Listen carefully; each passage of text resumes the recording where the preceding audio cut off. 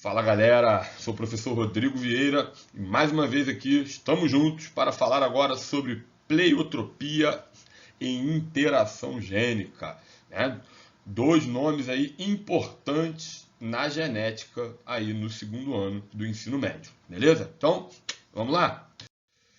Pleiotropia. Primeiro, que nome é esse? Que palavrão é esse aí, né? Vamos lá. Nós aprendemos aí na genética mendeliana que um par de genes ele acaba regulando determinadas características, ou seja, ele determina a expressão de determinadas características. No entanto, a genética não é tão simples assim. Existem casos que um único par de alelos e um único par de genes tem poder para influenciar várias características diferentes. Esse poder que um único par de genes tem de influenciar características variadas é chamado de pleiotropia, beleza? Então, vamos lá. Quando a gente aprende a primeira lei de Mendel, até mesmo a segunda, né, nós estamos vendo ali que os genes se segregam independentes, legal, a gente viu como é que isso funciona. Agora, a gente sempre aprendeu que eles regulam uma característica. Então, por exemplo, o azão, azinho lá, ele está trabalhando com a característica A. Então, a gente aprendeu que é só aquela característica A que está ali sendo regulada através daquele gene. No entanto, a genética é mais complexa. E aí nós temos um gene ou um par de genes que está influenciando, trabalhando com outras características ao mesmo tempo, por sinal. E aí esse efeito múltiplo de um gene é chamado de pleiotropia. Beleza? Entendemos aí? Exemplos disso. Nós temos aí, ó, algumas síndromes, alguns erros genéticos, beleza? Algumas situações, tá? E nós vamos falar de algumas aí, tá? Então, a fenilcetonúria, por exemplo, que causa deficiência mental, convulsões, né, icterícia, queda de cabelo, enfim, né? A síndrome de Marfan, que é uma síndrome bem esquisita, bem feia, tá? E algumas outras características. Então, vamos comigo aqui, ó. Pleiotropia tá ali, ó. Fenilcetonúria é um problema ligado ao alelo recessivo e do cromossomo 12. Precisa decorar, Rodrigo, qual é o cromossomo que vai estar influenciando? Não, eu só coloquei ali a nível de enriquecimento, tá? Mas vamos olhar primeiro a situação normal e depois eu vou falar dessa interação pleiotrópica aí, tá bom? Então, olha só, vê comigo aí, ó. Nós temos aqui o aminoácido fenilalanina, é um aminoácido bem presente na nossa alimentação, e através de uma enzima chamada de fenilalanina hidroxilase, ele é convertido em outro, chamado de tirosina, beleza? Sabendo que os aminoácidos são utilizados no nosso corpo para a fabricação de proteínas, beleza? E eles são regulados, inclusive, tanto na qualidade deles quanto na quantidade deles. Show de bola? Então, olha o que vai acontecer. Isso, normalmente, uma pessoa tem lá a enzima fenilalanina hidroxilase. Essa fenilalanina hidroxilase é produzida através de um comando genético, ou seja, existe um par de genes que está regulando ali a produção da fenilalanina, tá? Da fenilalanina hidroxilase, da enzima, ou seja, ela, na realidade, quando está sendo produzida, ela converte o aminoácido da fenilalanina em tirosina. Isso numa situação normal. No entanto, tá? Problemas envolvendo esse alelo que nós falamos aí, acaba formando uma enzima que não é tão eficiente, ou seja, uma enzima que não funciona corretamente. Então ela não consegue converter a fenilalanina em tirosina, causando o acúmulo da fenilalanina no corpo da pessoa, beleza? Outros casos, a enzima nem produzida é, que causa uma situação mais grave ainda, né? De acúmulo da fenilalanina. E aí o que vai começar a acontecer? A pessoa não vai conseguir se livrar da fenilalanina, não vai conseguir converter ela em tirosina, ela se acumula e causa um monte de problemas. Esse problema, né, específico é chamado aí, ó, de fenilcetonúria. Eu não sei se vocês já viram, a criancinha lá quando nasce, ela faz um teste chamado de teste do pezinho, é isso que está representado na imagem aí ao lado. Né? O médico vai lá, dá um furinho ali no pé da criança e colhe ali algumas amostras de sangue para fazer testes para algumas doenças. Uma delas é a fenilcetonúria, que já é diagnosticada aí na infância. Para quê? Para que as pessoas tenham cuidados na ingestão da fenilalanina. Quem tem a fenilcetonúria, então, vai ter que ter muito cuidado na dieta, né? Vai ter que fazer uma dieta pobre nesse aminoácido para não causar problemas derivados do erro desse metabolismo aí, tá bom? Então você tem um gene que trabalha fazendo essa característica, né? E quando não, ele causa esse outro problema chamado de fenilcetonúria. De boa? Beleza? Então, vamos para o próximo. Olha aqui, ó. Aqui já é um probleminha ligado a um alelo dominante do cromossomo 15. Olha aí que coisa. A síndrome de Marfan.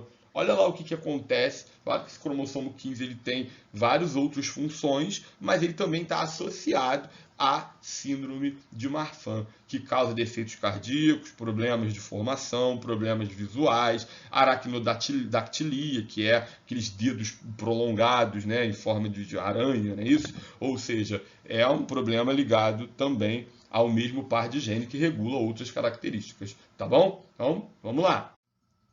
Aqui é um outro exemplo legal, até mais fácil de entender, que é o exemplo das cebolas. Você sabe que existem cebolas avermelhadas e cebolas chama de brancas, né? Alguns chamam de cebola roxa, enfim, né? Cebola mais avermelhada e cebolas brancas. Essas avermelhadas, elas são resistentes à ação de um fungo parasita. Já as brancas não, elas inclusive apodrecem até mais rápido por conta disso. Aí pesquisou-se para saber o porquê que essas cebolas roxas elas são resistentes a esse patógeno aí, a esse fungo. E eles descobriram um alelo recessivo que é responsável pela cor vermelha e ao mesmo tempo pela produção de uma substância que ataca o fungo. Ou seja, o mesmo gene que trabalha dando cor à cebola trabalha produzindo uma substância que acaba matando determinado fungo. Olha lá, duas características ligadas ao mesmo gene mais uma vez. Beleza? Até aí? Acho que deu para entender bem o que é a pleiotropia. Tá? Outro tema importante que está aí na aula de hoje é a interação gênica. O que é a interação gênica? Vocês vão perceber que, pela definição, é o oposto lá da pleiotropia. Enquanto a pleiotropia você tem um par de genes, tá? Ou um gene que trabalha com múltiplas características, na interação gênica você tem pares diferentes de genes que se unem para trabalhar em uma característica só. Então aqui, ó, eu tenho um par de cromossomos homólogos e um par de genes alelos. Tá vendo? Aqui eu tenho um outro cromossomo e um outro par de genes alelos. Tá bom? Esse Azão e Azinho aqui, com aquele Bzão e Bzinho lá, quando juntos, trabalham formando uma característica só. Beleza? Quer dizer, então, que se esse Bzão, Bzinho aqui, na realidade, fosse um Bzão, Bzão, essa característica seria outra característica. Beleza? E se aqui fosse Bzão, Bzão, tá? E aqui, ao invés de ser Azão, Azinho, fosse, sei lá, Azinho, Azinho, essa característica também seria alterada por conta disso. Por quê? Porque esses genes estão agindo em conjunto para determinar a expressão de uma determinada característica. Então, perceberam a diferença? Na pleiotropia, você tem um gene que trabalha com várias características e ao mesmo tempo, tá? E na interação gênica, você tem alelos, genes diferentes, tá bom? Que trabalham juntos para determinar uma característica só, tá bom? Então, vamos ver aí como que isso funciona. A primeira interação que a gente vai falar é interação não epistática. Rodrigo, o que é epistática? A gente vai falar no próximo slide, tá? Essa interação é a interação convencional, interação mais comum aí. Então, essa que eu acabei de dar o exemplo, por sinal, tá? Então, você tem ali, ó, caracteriza-se pela ação entre dois ou mais pares de genes, ou seja, não precisa ser só dois, pode ser mais, tá? Localizados em diferentes cromossomos, exatamente o que nós vimos lá. Por isso que eu peguei o exemplo do slide anterior e coloquei ele pequenininho aqui, para a gente lembrar, tá? E que atuam de maneira complementar na determinação de uma mesma o quê? Característica. Aí eu botei aqui, ó, neste caso, a proporção 9:3:3:1 é mantida. Para lembrar, isso não é matéria de agora não, tá? Quando a gente estuda lá a segunda lei de Mendel e a gente trabalha com dois pares de genes ao mesmo tempo, então tá aqui, ó, Azão Azinho, Bzão Bzinho, cruzado aí com Azão Azinho, Bzão Bzinho, né? O duplo heterozigoto, que tá ali, o duplo híbrido, tá? Quando a gente cruza esses caras, a gente forma 16 possibilidades. Tá vendo aqui as 16 possibilidades? Ó, Azão, Azão, Bzão, Bzão. Beleza? Ou Azão, Azão, Bzão, Bzinho. Tudo são as possibilidades, tá bom?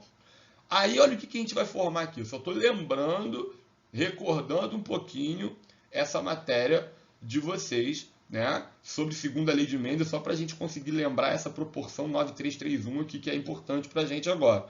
Então, olha lá. Das 16 possibilidades que decorreram aí deste cruzamento, 9 delas, você pode contar aqui, ó, 1, 2, 3, 4, 5, 6, 7, 8, 9. 9 vão ter, nos dois pares, um alelo dominante. Ou seja, vai encontrar aqui, ó, o Azão e o Bzão, pelo menos uma vez. Pode olhar em todos os 9 exemplos que você vai ver isso. Então tá aqui, ó, nesse primeiro exemplo, ó, Azão, Azão, Bzão, Bzão, pelo menos uma vez você tem um par tendo um Azão e o outro tendo pelo menos um. Nesse caso, cada um tem 2. Agora olha o exemplo aqui do lado, ó, Azão, Azão, Bzão, Bzinho. Tem um par ali de alelos, tem um Azão e o outro também tem um Bzão, tá? Desse lado aqui, ó, o contrário, Azão, Azinho, Bzão, Bzão. Um par tem pelo menos um Bzão e o outro um Azão. E isso vai se repetindo aí, ó, até nos 9 exemplos. Você sempre vai encontrar um Azão, um Bzão, beleza? Sabendo então que a característica aí vai puxar para esses dois membros, esses dois genes dominantes, tá bom? Então tem 9 exemplos assim que derivam desse cruzamento. Portanto, o primeiro 9 está justificado. Agora, olha só, esse 3 aqui, ó.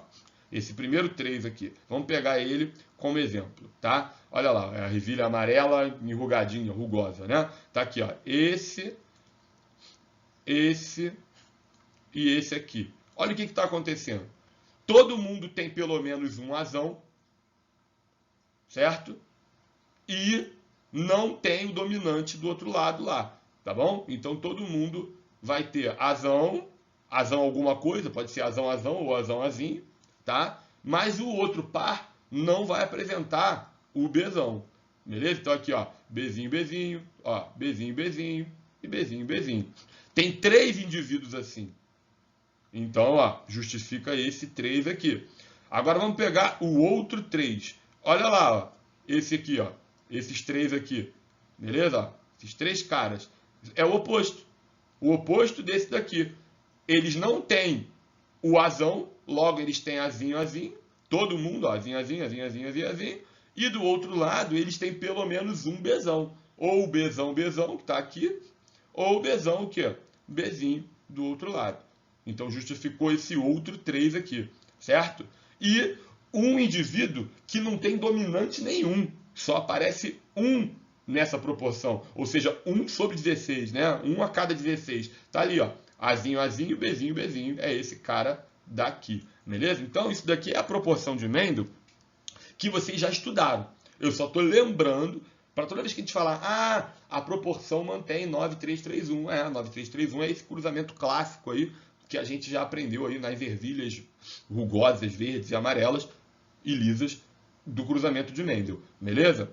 Então vamos lá. Essa interação não epistática é onde você vai ter pares de genes diferentes atuando juntos numa característica particular. Ela mantém a mesma regrinha, tá? A mesma regrinha, 9:3:3:1. Você vai encontrar as mesmas coisas. A gente vai ver isso aqui agora, num outro exemplo. Olha só, a crista dessas aves aí. tá bom? Então a crista aí das aves, você vê que elas são diferentes. Então olha lá, tem a crista chamada de rosa, tem a crista chamada de ervilha, tá vendo? Essa aqui, tem a crista simples e a crista chamada de noz. Realmente parece uma noz mesmo lá em cima. E olha como que funciona essa herança, digamos assim, tá bom? Então olha lá.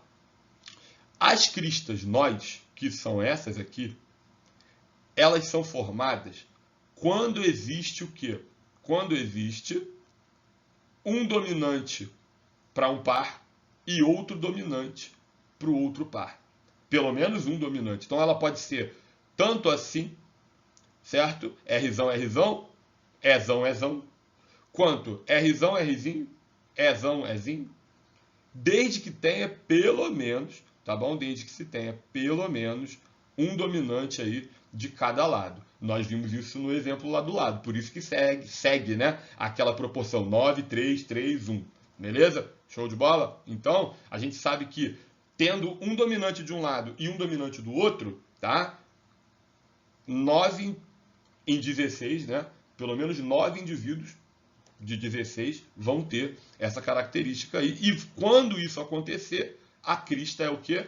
Nós. No entanto, quando do outro lado não tivermos dominantes, ou seja, pode ser que desse lado Rzão, Rzinho, ou Rzão, Rzão, e do outro lado, se for Ezinho, Ezinho, sem dominante nenhum, a crista muda. E aí a crista passa a ser a crista rosa, essa primeira que a gente está vendo aqui. Tranquilo até aí? Beleza? Isso por quê? Porque não tem esse outro gene dominante. Percebeu como esses genes estão trabalhando juntos para interagir numa característica só? Qual é a característica? Formato das cristas nos galináceos aí. Tá bom? E olha a crista ervilha aqui, ó. A crista ervilha é o oposto, né?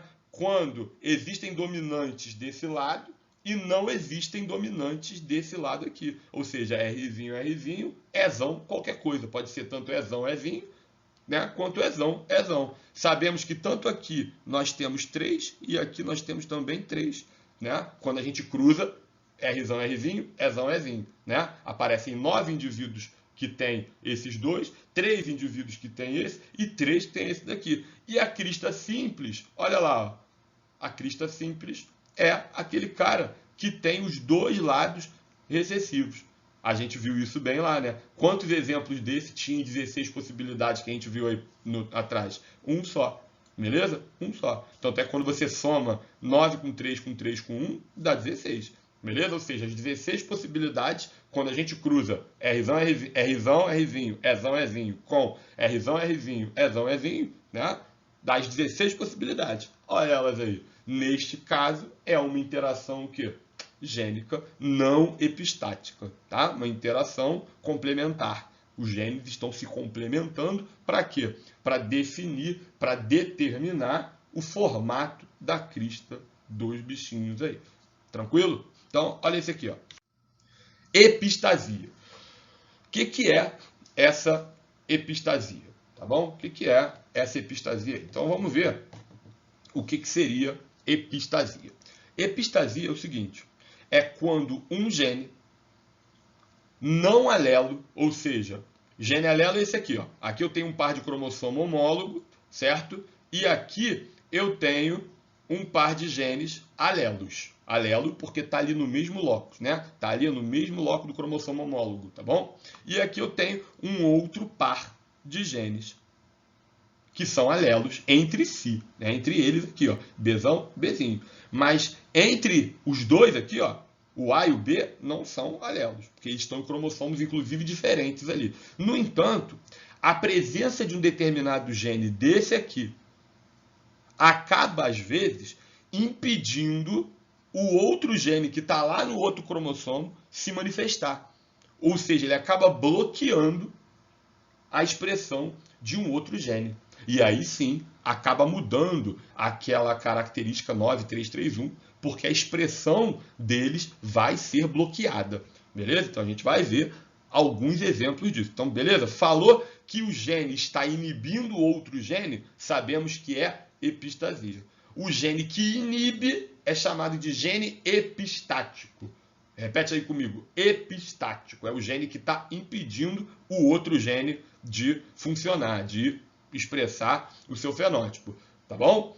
E o gene que é inibido é chamado de gene hipoestático. Beleza? Então, ó, quem inibe, epistático. Quem é inibido, hipoestático. De boa? Então, vamos lá. Então, ó, vamos aqui. Interações gênicas epistáticas. Vamos pegar agora, a gente já definiu o que é epistasia, sabemos que a epistasia é quando um gene vai inibir a expressão do outro, já vimos que quem inibe aí é o epistático, quem é inibido é o hipostático. Agora olha lá, olha a característica que nós vamos trabalhar. Cor das penas em galináceos. Por sinal, cismamos de falar de galináceos hoje, né? Falamos na crista, agora vamos falar na cor das penas. Olha só que legal. O gene cesão determina cor nas penas. Então sabe que o gene cesão, né, o dominante, está ali determinando penas coloridas. Enquanto o alelo dele, o cezinho, não produz pigmento. Então a pena é o quê? Branca. Beleza? No entanto, olha só. Tem um gene que está em outro cromossomo lá, né? Não é alelo a ele, ou seja, que é o gene I-zão, né? I maiúsculo aí, o dominante, que quando esse gene está presente, não importa que o cesão apareça, ele inibe a expressão do cesão. Ou seja, se o cara for cesão, cesão, isão, izinho, já era. É como se ele não tivesse aquele cesão lá. Ele não vai conseguir produzir coloração na pena do bichinho. Beleza? Por quê? Porque existe um gene que quando ele está presente, tá, em outro lugar ali, ele interage com esse, impedindo com que aquele gene faça a expressão correta do fenótipo dele. Beleza? Então, olha aqui, ó.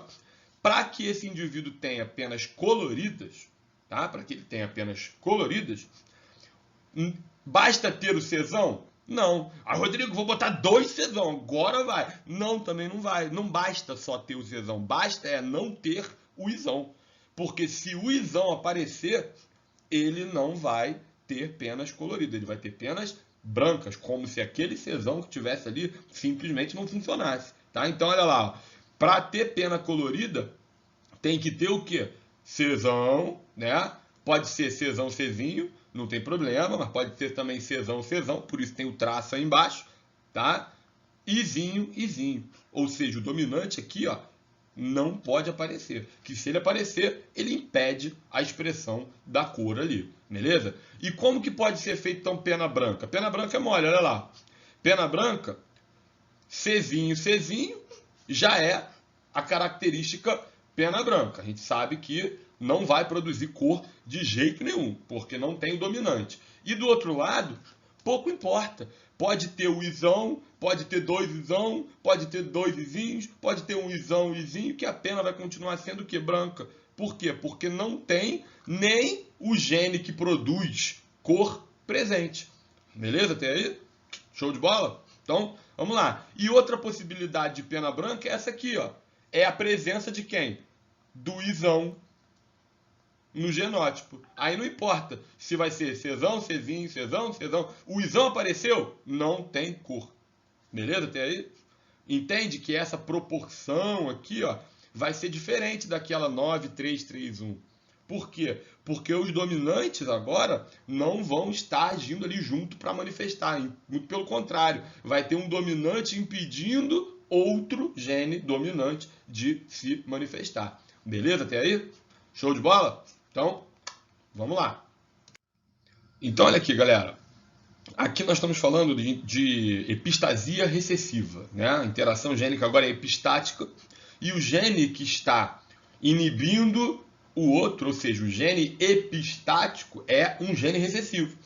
Não necessariamente precisa ser um gene dominante, como a gente viu no exemplo anterior. No exemplo anterior tinha aquele genezão, era ele o gene epistático, né? Ou seja, aquela epistasia lá era dominante. Aqui tem um exemplo claro de epistasia recessiva. Olha só, camundongos comuns aí podem apresentar 3 diferentes cores.